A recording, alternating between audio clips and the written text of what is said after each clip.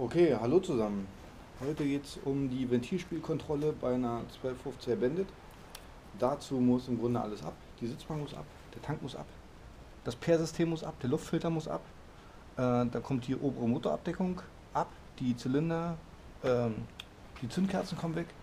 Und dann hoffe ich, dass ich an die Ventile rankomme. Soweit der Plan.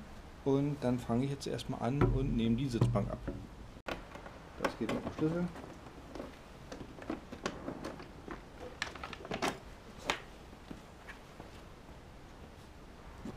So sieht es da drunter aus. Ja, das ist das Problem. Der Tank ist randvoll. Das habe ich mir beim Überwintern so gedacht. Jetzt habe ich das Problem, wie kriege ich diesen vollen Tank ab? Ich hoffe, dass er nicht ausläuft, wenn ich die Schläuche und Kabel und Befestigungen löse. Deshalb werde ich jetzt erstmal anfangen und werde die Verschraubung am Tank hier lösen und werde versuchen, den Tank mal hochzuklappen. Also der Tank ist hier festgemacht. Das ist wie fast alles bei Suzuki ein 10er, das lobe ich mir.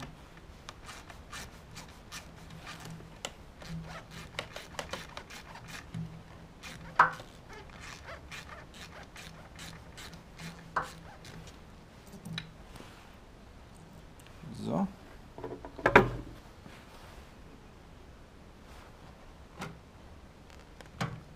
Aha. Und jetzt löst sich der Tank schon ab. Okay.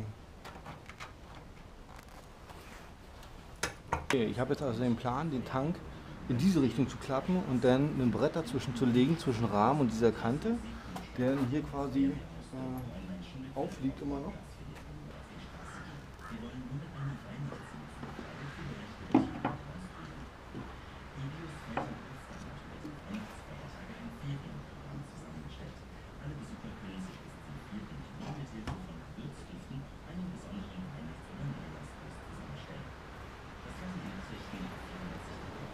Okay, das funktioniert erstmal soweit. Da sind Benzinleitungen. Da ist der Anschluss für die Benzinpumpe, die ist nämlich im Tank integriert. Und ich denke mir, wenn ich diesen Schlauch abziehe, sollte der Tank abnehmbar sein. Und das Kabel da drüben natürlich. Damit fange ich jetzt an. Das ist nur ein kleiner Klickverschluss. Ja, und ich hoffe, dass das Benzin nicht ausläuft. Okay.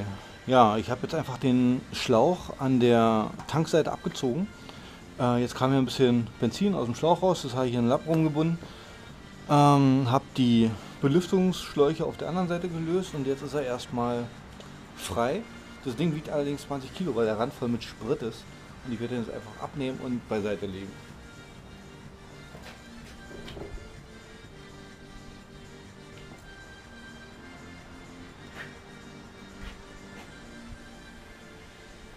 Okay, als nächstes kommt jetzt der Thermostat ab. Dazu werden erstmal die Schläuche abgezogen. Das ist, ja, das sind glaube ich 4 oder 5 Schläuche, so wie ich das sehe. Das ist einmal der Wasserbypass auf der linken Seite, der Zylinderkühlung linke Seite und rechte Seite, das sind die beiden dicken.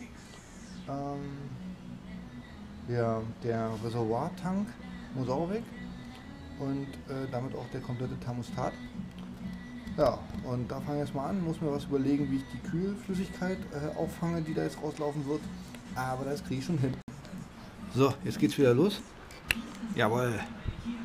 Ekelhaft. Und das Schöne an Kühlflüssigkeit ist, das trocknet nicht einfach, sondern das ist einfach nur da und klebt. So, ich wische es jetzt mal weg. Ich schraube jetzt also den Kühlschlauch ab.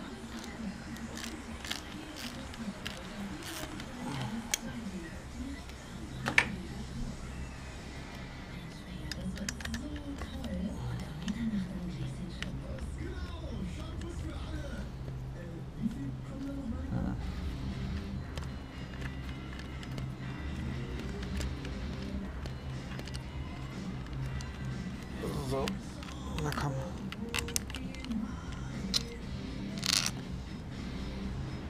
Nummer 1.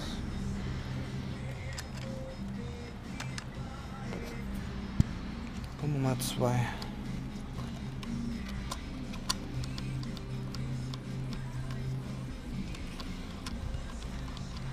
So, und jetzt erwarte ich auch eine mittelgroße Schweinerei. Deshalb muss ich jetzt da irgendwie was...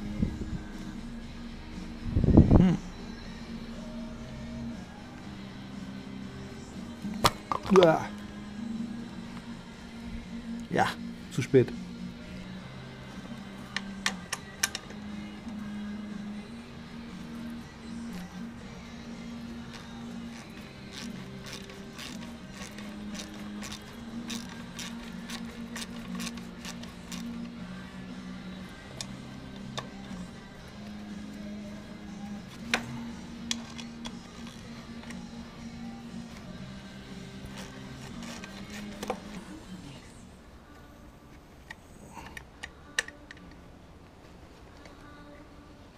Ach, die ist da schon mit drin, alles klar.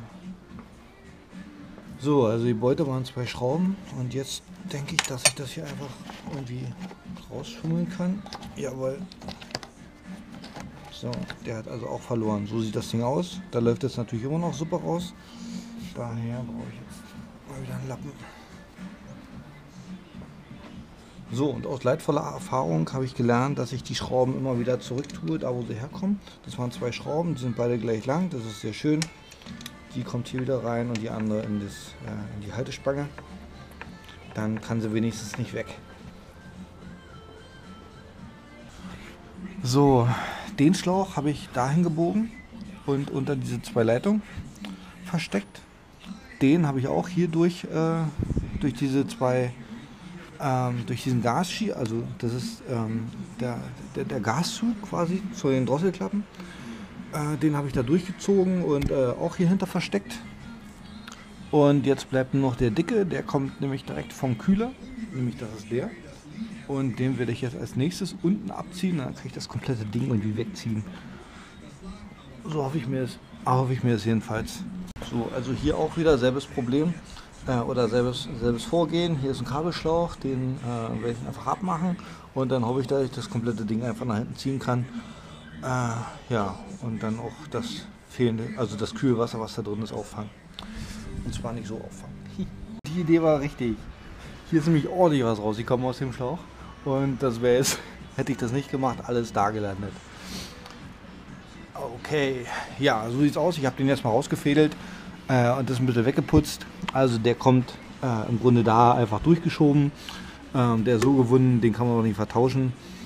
Jetzt ist hier Kühlwasser in die Ritzen von den Zündkerzen reingelaufen. Das ist nicht gut, weil da muss ich mir sowieso überlegen, wie kriege ich wenn ich die Zündkerzenstecker rausnehme und die Zündkerze rausnehme, wie verhindere ich, dass der Dreck in den Brennraum fällt? Tja, gute Frage. Aber ich kümmere mich erstmal um die anderen Schläuche. Das hier sind die Zündkerzenstecker, die müssen alle ab. Danach kümmere ich mich ums Persystem. Okay, also gute Gelegenheit, jetzt nochmal zu dokumentieren, welches Kabel wohin ging. Das hier ist Zylinder Nummer 1. Das lange, also das längste von den 3 geht zur Verteilerkappe, da drüben hin. Der allerkürzeste geht zu Zylinder 2. Und die Seite ist relativ einfach, weil da gibt es nicht viel. Hier kommt ein Kabel raus, geht zu Zylinder Nummer 3 und hier die Nummer 4. Aber ich kann das gar nicht richtig abziehen, weil das hier am Kabelbaum fest ist. Und jetzt werde ich das einfach, also die kurze Seite ist am Kabelbaum quasi befestigt, das ist Zylinder Nummer 4. Und dann geht es zu 3, 2, 1 rüber und zur Verteilerkappe da drüben. Jetzt werde ich das Ding einfach irgendwie nach rechts rausziehen und irgendwo hin festbinden. Und werde mir dann Gedanken machen, wie ich die Zündkerzen rauskriege. Ich habe jetzt diesen Kühlschlauch von der rechten Motorseite mit dem wieder benutzbaren Kabelbinder befestigt, der vorher hier auf der Seite und an der Rahmenstrebe verbaut war, damit er mir nicht immer im Weg rumhängt. Und habe die Zylinder, die Zündkerzensteckerkabel abgezogen und auch den ersten Zündkerzenstecker. So sieht sowas aus. So sieht sowas aus. Hier war das Kabel drauf auf der Seite. Rein. Das Sogen und hier sieht man, hier sind Dichtlippen. Ja, das hier sind quasi Dichtlippen, damit das Wasser oder Schmutz hier nicht eindringen kann. Und ich hoffe, man kann es sehen. Das hier ist also, da muss man höllisch aufpassen, dass nichts in die Zündkerze unten reinfällt. Ja, und dabei fällt mir natürlich auf, dass ich keinen richtigen Zündkerzenschlüssel habe. Jedenfalls nicht für eine 1250er Bandit. Und mein Zündkerzenschlüssel von der Simson, der wird kaum passen. Und ich hoffe jetzt einfach mal, dass ein Bordwerkzeug, ja, die Zündkerzenschlüssel mit dabei sind und die auch benutzbar sind. Und trotzdem bleibt noch das Problem, wie kriege ich die Zündkerzen raus, ohne dass direkt in die, ja, in das Loch fällt. Und wenn ich die Zündkerzen rausdrehe, dann in den Brennraum. Okay, so, also das Per-System ist ab. Das war hier drauf. Hier ist nur noch die Dichtungsmembran. Und das hier ist natürlich auch eine Membran, die hier drin ist und die Luft durchlässt. Ich habe das System nach rechts rausgefädelt. Und das habe ich jetzt hier rangehängt und das sind quasi die Klappen davon. Das ist per Regelventil und das habe ich mit einem kleinen Schlauchbinder da festgebunden. Bevor ich jetzt den Motordeckel abnehme, nehme ich erstmal die Zündkerzen Stecker ab. 2, 3 und 4. Und jetzt werden die Schrauben gelöst. Ich habe jetzt die Schrauben angedreht und werde die jetzt quasi nacheinander rausschrauben. Also sie sind gelöst. Jetzt werde ich sie rausschrauben. Und das war die vierte Schraube, die letzte Schraube. Jetzt sind alle 8 draußen. Sieht also die Beute aus. 8 Schrauben. Alle haben am Kopf so eine kleine Verdickung. Damit kann man die eigentlich gar nicht zu stark anziehen.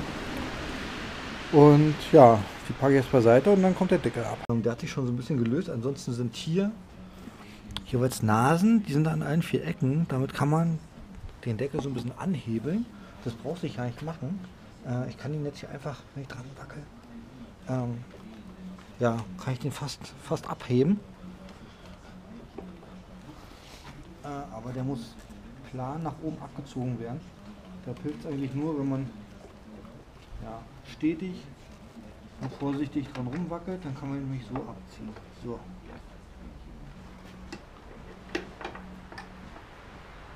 Haha. So.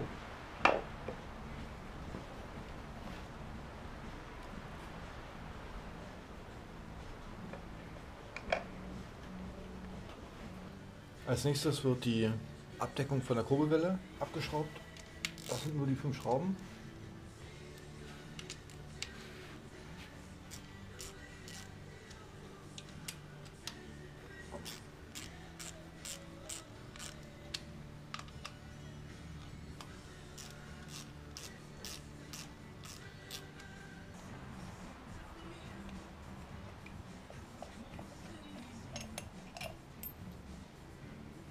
Okay, dahinter liegt die Kurbelwelle, genau hier. Und mit dieser Schraube kann man die Kurbelwelle drehen und im Werkstatthandbuch steht, man soll es immer im Uhrzeigersinn machen, das heißt immer in die Richtung. Das ist also das geöffnete Motorgehäuse. Wir haben hier 2 Nockenwellen. Das ist die Einlassseite, das ist die Auslassseite. Kann man auch nicht großartig verwechseln, da steht In für Intake und Ex für Exhaust dran. Die Besonderheit bei der Bandit ist, dass die Nockenwellen über eine in der Mitte liegende Steuerkette angetrieben werden. Und wir haben pro Zylinder 2 Nocken und 2 Ventile. Das ist mal ein Ventilpaar. Hier sieht man es. Hier ist ein Ventil und hier ist ein Ventil. Und die Nocken drücken die Ventile runter, beziehungsweise wenn sie nicht da sind, sind die Ventile geschlossen. Bei Motorrädern, wo die Steuerkette an der Seite liegt, gehört zur Ventilspielkontrolle, dass die Steuerkette entspannt wird. Dazu gibt es einen Steuerkettenspanner, der sitzt in dem Fall unterm Drosselklappengehäuse, unter dem ganzen Ansaugtrakt. Bei der Bandit muss man hier nicht ran, weil die Steuerkette in der Mitte sitzt und das System quasi zentral nach unten belastet und somit kein einseitiger Druck ausgeübt wird, sodass die Ventilspiele nicht großartig variieren können. Da drüben, dieses kleine silberne Ding, das ist der Steuerkettenspanner. Kann man schlecht erkennen, aber man erkennt, dass im Grunde alles ab muss. Ja, die Airbox muss ab, Das Ding muss ab, diese Stützen müssen ab, da sind die Drosselklappen drin, bevor man an diesen Steuerkettenspanner rankommt. Und das ist im Grunde ein Dorn, der von dieser Seite auf die Steuerkette drückt und die somit spannt. Und wenn man diesen Dorn entspannt, den dreht man, dann zieht man diesen Dorn zurück und die Steuerkette wird locker. Wenn man sich den Ventildeckel anschaut, dann passiert ja eigentlich nicht viel. Hier ist eine Gummidichtung statt dieser normalen üblichen Metallstellen, die man ja mit Dichtungsmasse selbst dichten muss. Also hier ist schon eine Gummidichtung drauf. Die geht hier auch weiter. Das sind die Löcher für die Zündkerzen. Hier, das sind die Gehäuseschrauben, womit der Gehäusedeckel am Motor festgemacht ist. Und diese kleinen Löchlein hier, das sind die Röhrchen vom Persystem.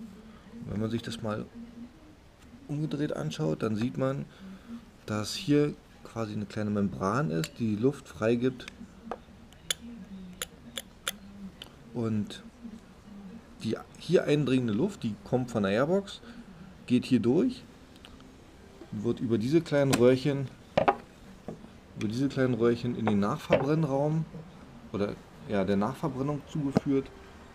Und das macht man, um Kohlenmonoxid zu Kohlendioxid weiter zu oxidieren und somit die Abgase weniger mit Schadstoffen oder mit weniger Schadstoffen auszupusten.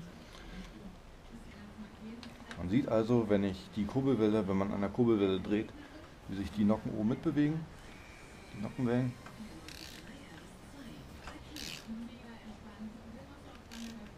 Und entscheidend ist jetzt, dass man den Motor in die Grundposition bringt.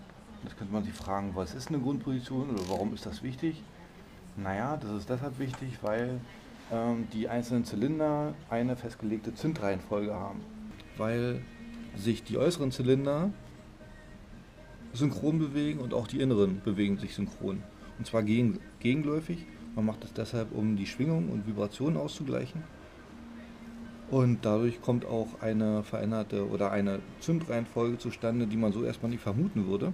Weil wenn Zylinder 1 oben ist und zündbereit ist, sind Zylinder 2 und 3 unten und 4 ist entsprechend auch oben.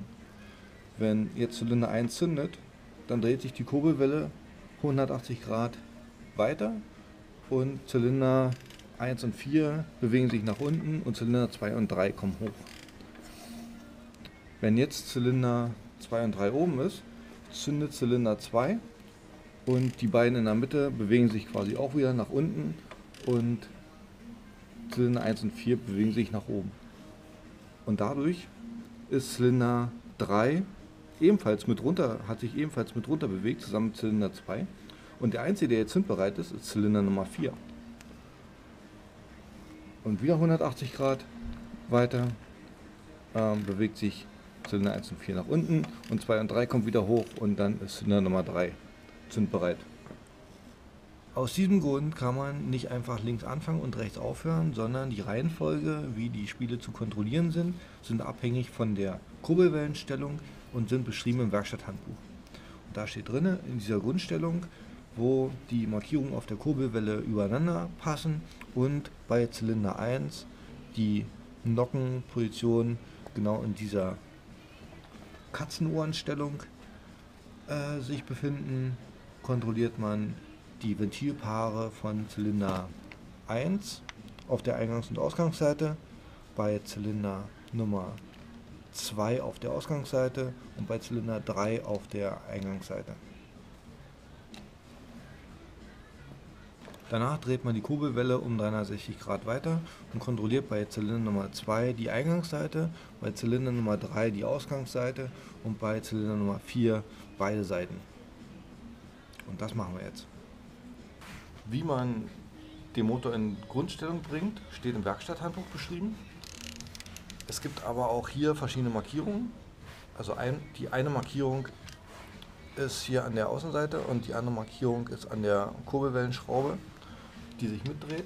Und wenn man jetzt die Kurbelwelle weiterdreht, dann bringt man diese Markierungen übereinander.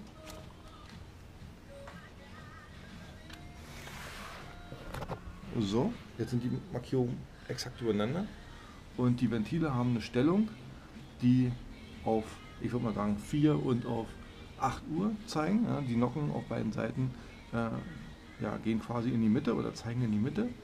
Und auf der Steuerkette sind auch Markierungen angebracht. Das wird man jetzt schlecht sehen, aber sie sind da und danach kann man sich richten. Und im Werkstatthandbuch steht genau geschrieben, wie die Nocken ausgerichtet sein müssen, wie die Markierung einer Kurbelwelle ausgerichtet sein muss und auch wie die Markierung hier an den Steuerkettenzahnrädern sein müssen. Für die Ventilspielkontrolle benutze ich eine Fühlerlehre. Die Fühlerlehre geht mit 0, Schritten. Das heißt, wir haben hier bei einer 30 0,3 mm, das ist schon ziemlich dick, bis hin zu 0,04 mm ist das dünnste. Für die Ventile auf der Anlassseite ist ein Minimalspiel von 0, also zwischen 0,1 und 0,2 mm angegeben. Das heißt, es sollte mindestens der 10er durchpassen und maximal der 20er. Und genau das machen wir jetzt auch. Wir stecken quasi den 10er hier in diesen zwischen dem Ventilstößel und den Nocken und der passt einwandfrei durch. Als nächstes nehmen wir den 0,2 mm Fühler und der passt beim besten Willen nicht mehr durch. Was sagt uns das jetzt? Das sagt uns, dass das Ventilspiel vom ersten Ventil auf der Einlassseite zwischen dem Min- und Max-Wert liegt. Das würde von der Sache her ausreichen, weil die Werkstatt macht auch nicht mehr. Aber ich möchte es genauer wissen und versuche jetzt herauszufinden, welches Ventilspiel genau vorliegt. Und werde mir eine Excel-Tabelle machen und die Daten da entsprechend eintragen. Und ich nehme jetzt die 15er Fühllehre und merke, die passt gerade so drunter, also es ist schon mal mehr als 0,15 und probiere es jetzt mit einer 0,16. Dazu nehme ich einen 10er und einen 6er. Man kann sich die zusammenstückeln. Ja, das sind also ein 10er und ein 6er. Und die passen schon nicht mehr runter. Also das Ventilspiel ist genau 0,15. Das dokumentiere ich jetzt und versuche jetzt diese 0,16 genau auch beim zweiten Ventil von Zylinder 1 auszumessen. Das passt auch nicht runter. Jetzt nehme ich die 0,15 mm Fühlerlehre und merke, die passt gerade so noch durch. Die 0,16 hat nicht mehr durchgepasst. Als nächstes ist die Auslassseite dran. Und beim Auslass beträgt das Ventilspiel als Minimum 0,2 mm und als Maximalwert 0,3 mm. Ich nehme jetzt die 20er Fühlerlehre und kann sie wunderbar durchstecken. Und probiere es als nächstes mit der 30er. Damit wäre schon mal das Minimal- und Maximal-Toleranz ausgelotet und die kriege ich beim besten Willen nicht mehr durch. So will ich das sehen. Für die Frage, wie groß ist das Ventilspielen wirklich? Ich probiere es mal mit 24. Ja, also der dünnere biegt sich weg, aber andersrum gedreht gehen 24 noch genau durch. Das sind jetzt also 25 und auch die 25 gehen noch durch. Und die 26 passt auch noch durch. Die 27, jetzt merkt man schon, das geht gerade noch so. Also man muss schon richtig drücken, um die Fühlerlehre durchzubekommen. Das heißt, mit 27 sind wir schon ziemlich nah dran und ich denke mal, ich vermute jetzt, dass die 28 nicht mehr durchpasst. Als nächstes probiere ich die 28 und die 28 geht nicht mehr durch. Das heißt, wir haben das Ventilspiel 27 0,27 mm auf diesem Ventil. Zu Dokumentationszwecken werde ich jetzt nur noch bei den anderen Zylindern das Minimum und Maximum Spiel überprüfen und das dann ohne Kamera nochmal machen und die Werte exakt ermitteln. Ich habe jetzt das zweite Ventil von der Einlassseite von Zylinder 1 und hier geht der 01er also perfekt durch, butterweich, das ist gut. Und jetzt hoffe ich mir, dass die 0,2 nicht mehr durchgeht. Und das ist richtig, hier habe ich keine Chance mehr. Und da die 0,20 gleichzeitig das Minimalmaß für die Ausgangsseite ist, versuche ich auch noch den hier durchzubekommen und das passt. Das ist sehr gut. Und nehme jetzt die 30er. Das ist jetzt also die 30er und die passt nicht mehr dazwischen. Also das Ventilspiel von Zylinder 1, Eingangs-Ausgangsseite, ist innerhalb der Toleranz. Jetzt ist also Zylinder Nummer 2 bei der Ausgangsseite dran. Dazu nehme ich das Minimalmaß, die 20, und die passt wunderbar darunter. Das ist gut. Und auch hier, das ist butterweich dazwischen. Und ich erhoffe mir jetzt, dass die 30 nicht mehr dazwischen passt. Und die 30 passt tatsächlich nicht mehr dazwischen. Das ist wunderbar. Als nächstes ist also Zylinder Nummer 3 dran auf der Eingangsseite. Das Minimalmaß sind wieder die 0,1. Und ich hoffe, dass ich das jetzt auch so hinkriege.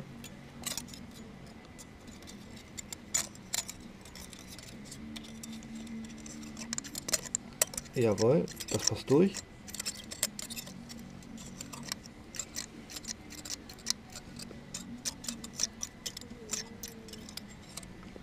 Und auch auf der anderen Seite.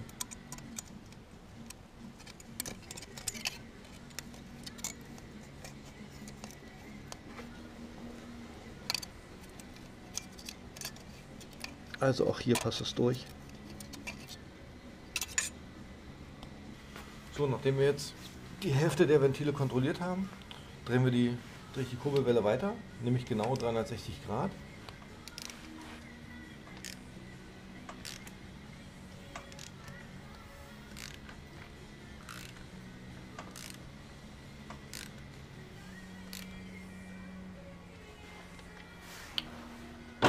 Und das ist die Einstellung zur Kontrolle von Ventilspiel von Zylinder 2, 3 und 4. Man sieht das an der Nockenwellenstellung, die zeigen auf 2 und auf 10 Uhr. So muss das sein, und auch die Markierung an der Steuerketten, an den Zahnrädern von der Steuerkette stimmt mit den Werten im Werkstatthandbuch überein. Als nächstes ist auf der Einlassseite Zylinder Nummer 2 dran.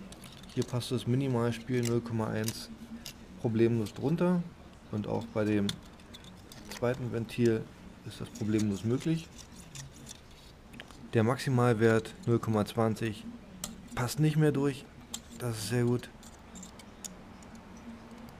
Der Maximalwert 0,20 passt also nicht mehr durch. Das passt. Zylinder Nummer 3 auf der Auslandsseite passten das Minimalmaß 0,20 problemlos runter, und auch auf diesem Ventil und auch auf der Seite passt das problemlos durch. Und das Maximalmaß von Zylinder Nummer 3 passt auch hier nicht durch und hier auch nicht.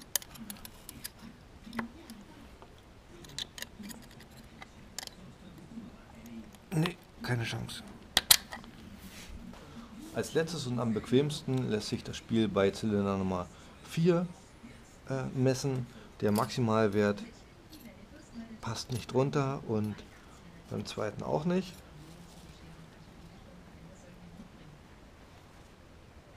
Und der Minimalwert, die 0,2 mm, passen hier super durch.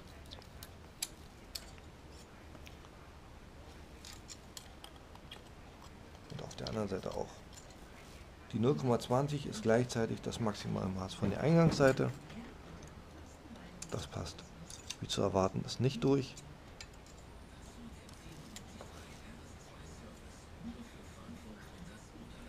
Und die 0,1 mm problemlos. Okay, das war die Ventilspielkontrolle. Mehr ist es nicht. Ja, damit wäre im Grunde die Ventilspielkontrolle gezeigt. Jetzt würde der Zusammenbau kommen und ich weiß noch nicht, ob ich das mit ins Video schneide. Aber ich fange jetzt erstmal an, die Motorabdeckung wieder rauf zu tun. Die Dichtung wird an diesen Stellen immer ganz gerne etwas undicht und hierfür sollte man diese Teile mit Dichtmasse bepinseln. Hier sieht man noch die Reste von der alten Dichtmasse. Das werde ich jetzt abfummeln und neue Dichtmasse drauf machen. Ja, ich habe jetzt also die Dichtung sauber gemacht. Das kann man einfach abkratzen. Und jetzt habe ich Loctite und werde die Dichtmasse jetzt hierauf friemeln.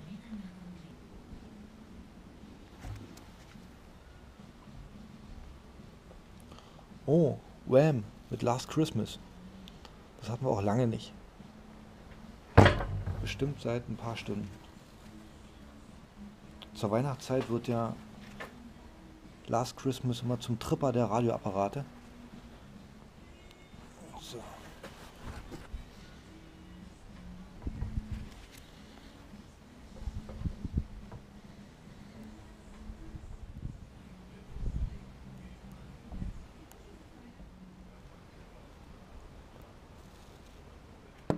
Das ist übrigens praktisch, oder? Ich habe gedrückt und auf der anderen Seite ist es wieder rausgekommen. Das war wirklich schön.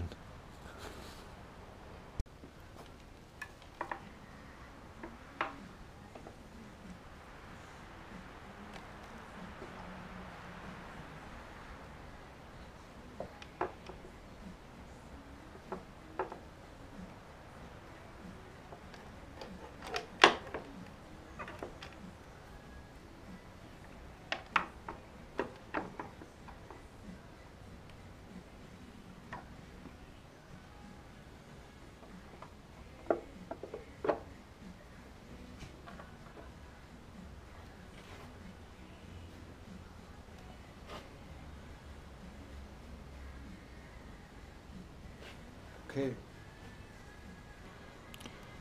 Als nächstes werden die Gehäuseschrauben wieder eingedreht. Suzuki gibt keine Vorgabe an, in welcher Reihenfolge das zu erfolgen hat. Ich werde sie jetzt erstmal reindrehen und festziehen, indem ich von innen nach außen gehe. Also zuerst die und dann die. Das mache ich über Kreuz und dann die äußeren. So, das ist also die letzte. So, und die kriegen jetzt ihr Drehmoment. Die Gehäuseschrauben bekommen jetzt 14 Newtonmeter, das ist fast nichts.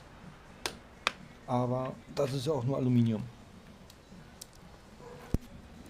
Also die Zündkerzen kriegen jetzt 11 Newtonmeter. Das ist fast nichts.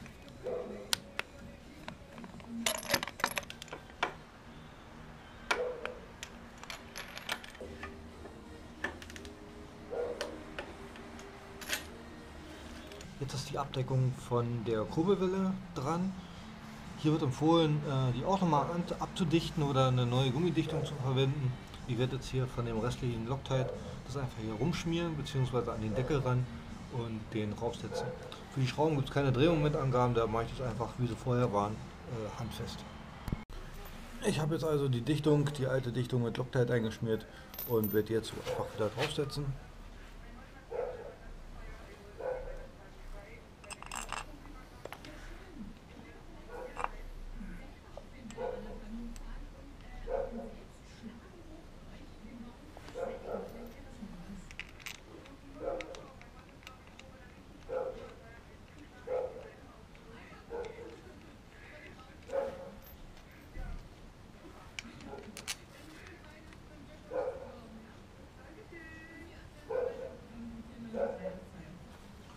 Also ich probiere es jetzt einfach mal mit 14 Newtonmeter. Das ist ein bisschen mehr als handfest.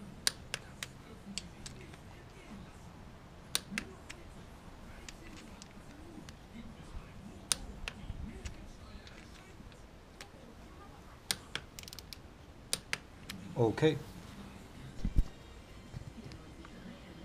Jetzt fummle ich wieder das Persystem hier durch. Das waren ja nur die zwei Deckel.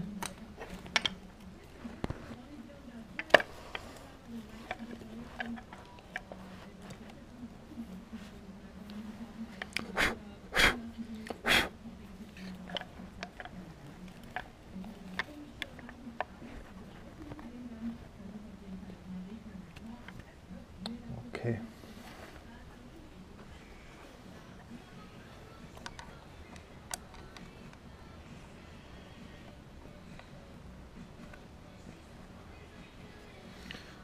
Ah, da fällt mir auf, die Schrauben, die hatten Schraubensicherungsmittel dran.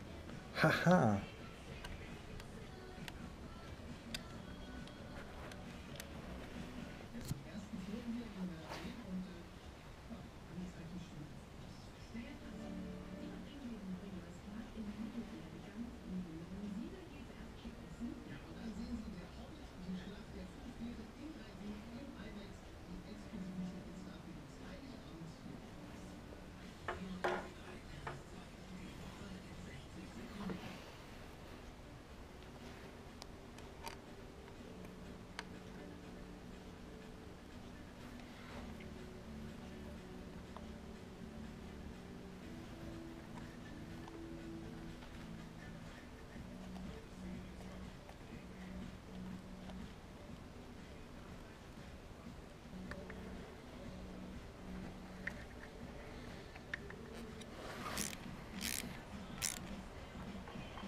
So.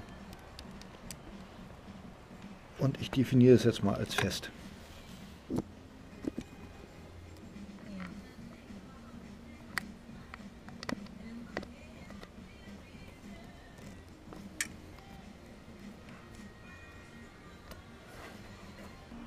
Jetzt können auch wieder die Zündkerzenstecker an Ort und Stelle.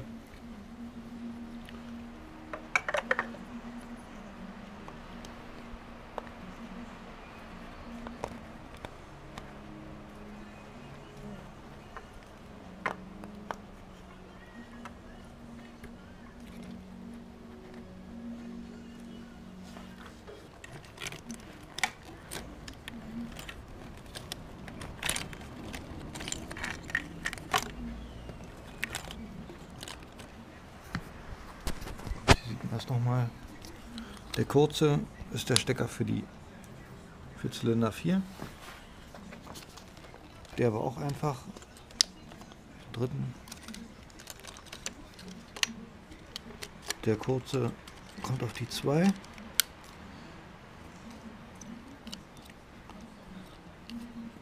Na. Der auf die 1. Und das per Regelventil wird elektrisch gesteuert. Und das ist der Anschluss. Zack. Jetzt kümmere ich mich wieder um den Thermostat.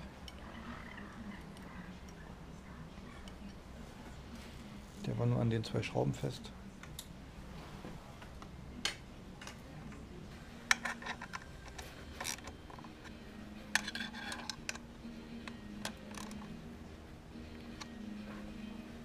Ist übrigens auch immer witzig, auf was man so für Gedanken kommt, wenn man keine Ahnung hat. Nämlich dieser Schlauch hier, der kommt mit der Seite an den Kühler unten, und das hier, das konnte ich nicht deuten, was das ist, aber das ist natürlich der Nachfülltank fürs Kühlwasser. Na super. So, die muss einfach randvoll sein, und deshalb ist es hier auch so eine Riesensauerei geworden. Hätte ich die einfach unten abgelassen, das ist nämlich nur destilliertes Wasser mit Frostschutz, dann wäre die ganze Schweinerei gar nicht so passiert. Aber naja.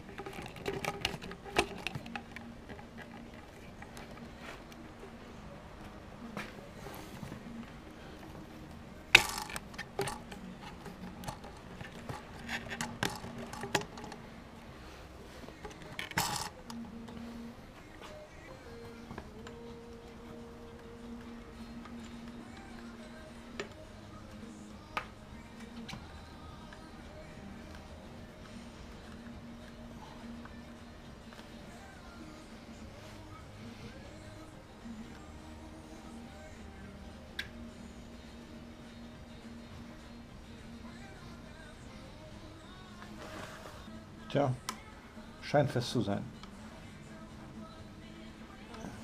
Okay.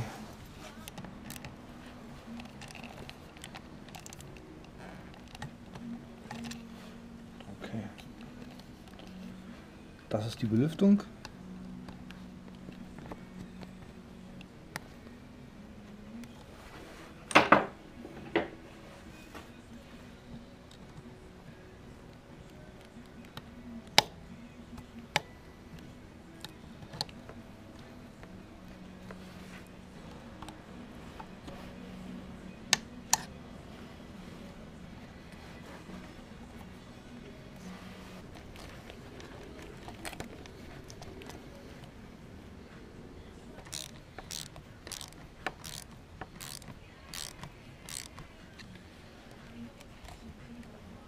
Muss gar nicht so fest sein.